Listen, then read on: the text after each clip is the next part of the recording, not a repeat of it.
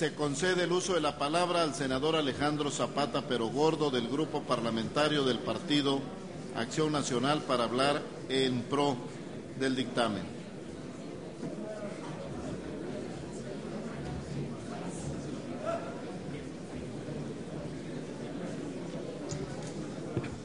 Con su venia, señor presidente, honorable asamblea.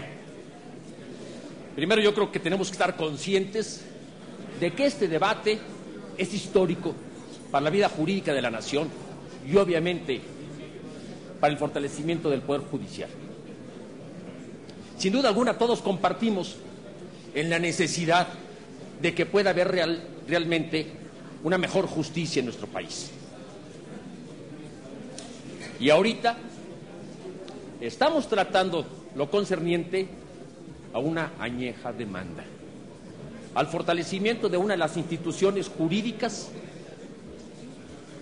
si no es que la más importante de nuestro país, como es precisamente lo concerniente al juicio de amparo.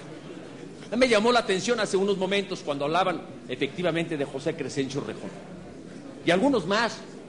Yo quisiera hablar, por ejemplo, de aquel ilustre y destacado tribuno potosino, padre precisamente de los derechos humanos latinoamericanos, padre de la Constitución del 57, pero que inicia inclusive con aquella ley propuesta como diputado local en 1847,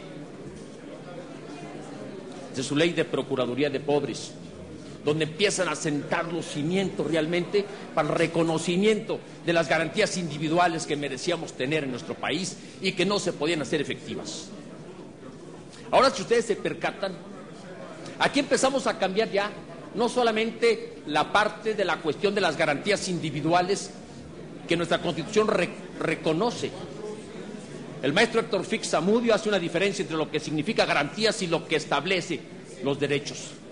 Y se dice los derechos, evidentemente es la parte sustantiva. Las garantías es el medio por el cual se debe hacer eficaz el arribo a ese derecho. El artículo 107 que se propone ya recoge esa aspiración.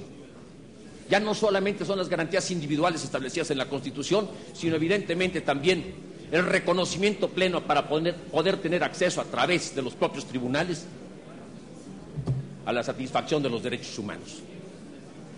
Pero no solamente es eso.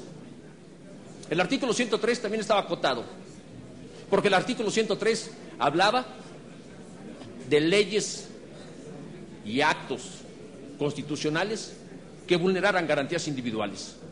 Y ahora se hace toda una transformación en esta parte, que es toda una columna vertebral. Ya se habla de normas generales, no solamente son las leyes, puede haber muchas normas generales que, si de estar en la categoría de ley, pueden vulnerar garantías individuales o derechos humanos.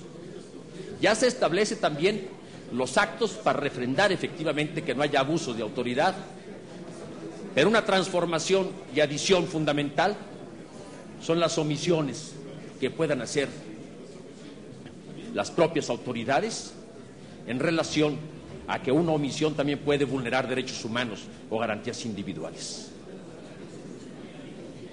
Esto no es de menor importancia y obviamente adaptadas a todo ese concepto de que estén reconocidas por nuestra Carta Magna.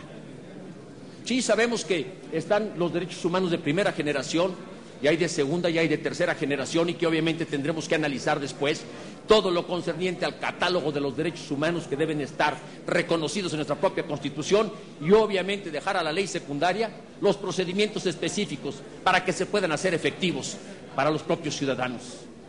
Más aún,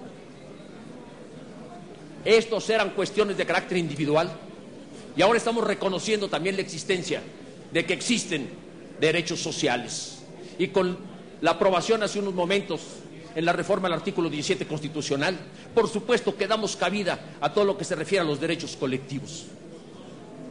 Eso, mis amigos, compañeros, estamos fincando los cimientos de reformas de avanzada. Estamos obviamente comenzando a poner en boga una sociedad que nos exige más de lo que hemos sido capaces de otorgar.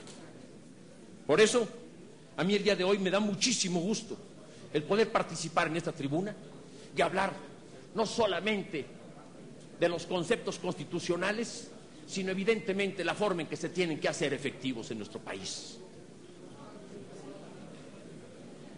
Cuando hablamos de las materias, sí, yo entiendo perfectamente que a veces con los amparos directos ha habido abusos en materia civil y mercantil. Y tenemos que perfeccionarlo. Pero me da mucho gusto que hayamos podido superar nuestras diferencias y poderlo establecer aquí mismo para evitar que se fuera a acotar y con eso realizar injusticias. Si algo que tenemos que buscar es precisamente de que haya ese arribo de la posibilidad de que a todos los ciudadanos pueda haber justicia, pero también estamos conscientes de que no puede haber justicia jurídica si no se está promoviendo también la justicia social. Hay un punto que nos queda pendiente: la reforma al artículo 97 en la facultad investigadora de la Suprema Corte de Justicia.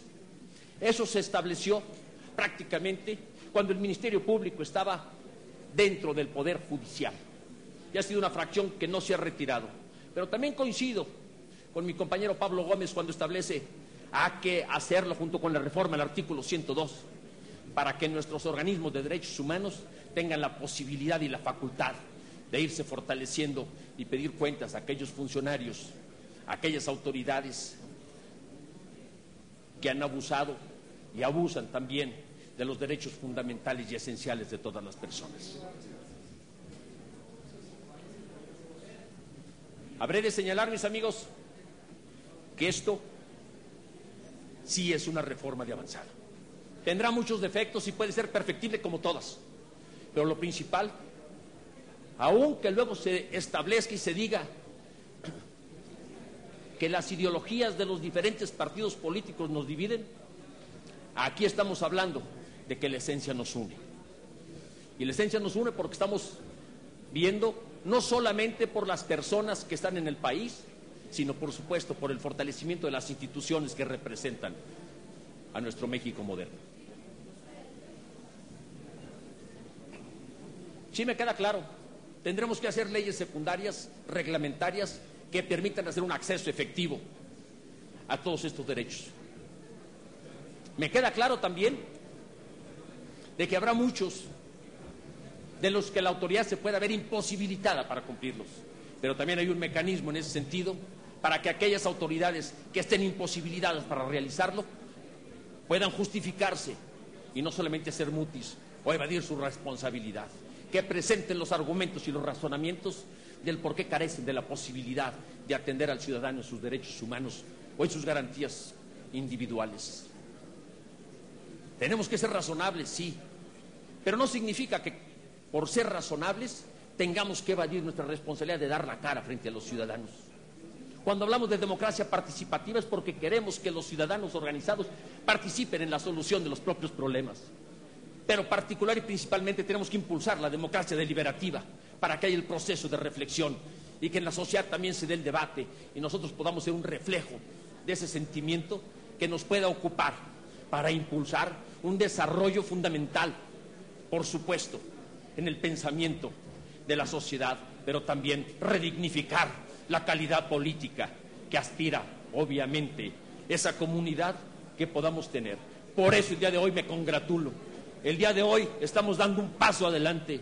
El día de hoy estamos transformando una institución que permite dar cauce a que las personas puedan tener un acceso real a la justicia, pero fundamentalmente el que sean reconocidos sus derechos humanos, el que sean reconocidos sus derechos sociales y que sea reconocido obviamente a la persona y a la colectividad como lo más importante que podemos tener, y por ello debemos luchar en este país. Es cuanto, señor presidente. Muchas gracias, compañero. Gracias, senador Zapata Pero Gordo.